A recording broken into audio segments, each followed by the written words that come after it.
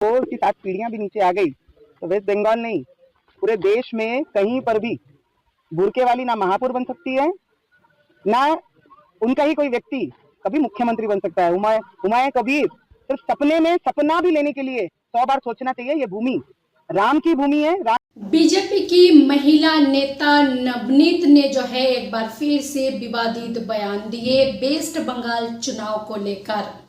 हुमायूं कबीर जहां पर मस्जिद बनाने के लिए उन्होंने इतनी जगह दे दिए, उनको सलाह दिए जो 1.5 फुट जगह अपनी कब्र के लिए भी जो है बचा ले, क्योंकि हमारी पार्टी आएंगे तो उनको जो है कब्र के लिए भी जगह नहीं मिलने वाले हैं।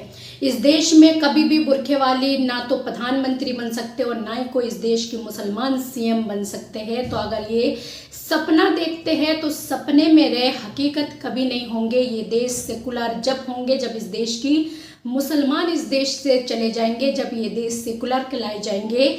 उससे पहले मुसलमान सपने ना देखे जो उनका कोई सीएम बनेंगे। और जहां पर हुमायूं कबीर बंगाल में सीएम पद की दावे कर रहे, 182 सीटों पर चुनाव लड़ रहे, तो वहीं पर कहा है नवनीत बीजेपी नेता, बीजेपी महिला नेता नवनीत ने कहा है सपने देखा ना करे जो वो कभी सीएम बन पाएंगे।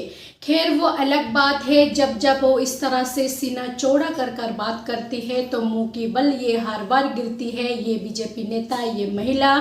क्योंकि इससे पहले महाराष्ट्र में बहुत ही बड़ी लंबी चौड़ी भाषण दिए थी इसी तरह से, जो इस देश में अगर रहना है तो जय श्री राम कहना है, इस तरह की जो है भाषणें देते आए। और उसके बाद फिर से जो है ओबीसी ने हरा दी और इनको जो है एक बार फिर जोरदार तमाचा लगे।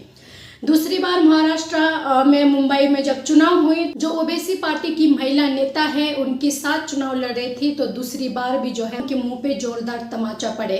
एक बार फिर से इसी तरह से बयान दे रहे, जब वो इस तरह से बयान देती है तब तक जीत हासिल करते हैं। तो इसीलिए कहा जाता है विरोधी इसी तरह से विरोध करते रहे और हम आगे बढ़ते रहेंगे। एक बार फिर से बीजेपी की नेता नवनीत ने विवादित बयान दिए और एक बार फिर से जो है हुमायूं कबीर, ममता बनर्जी उनको जो है कमजोर दिखाने की कोशिश की है। लेकिन नवनीत ये भूल चुकी है जो वो बंगाल है, ना तो वो उत्तर प्रदेश है और ना ही इनकी महाराष्ट्र है और ना ही इनकी बाकी जगह पर जहाँ जहाँ बीजेपी की सरकार है वो स्टेटें नहीं है, वो पश्चिम बंगाल है। और वहाँ पर जो है जो बाकी राज्यों में होते हैं वहाँ पर ये चीज़ें नहीं होते। तो सुनिए एक बार पहले कौन सा वो विवादित बयान दिए।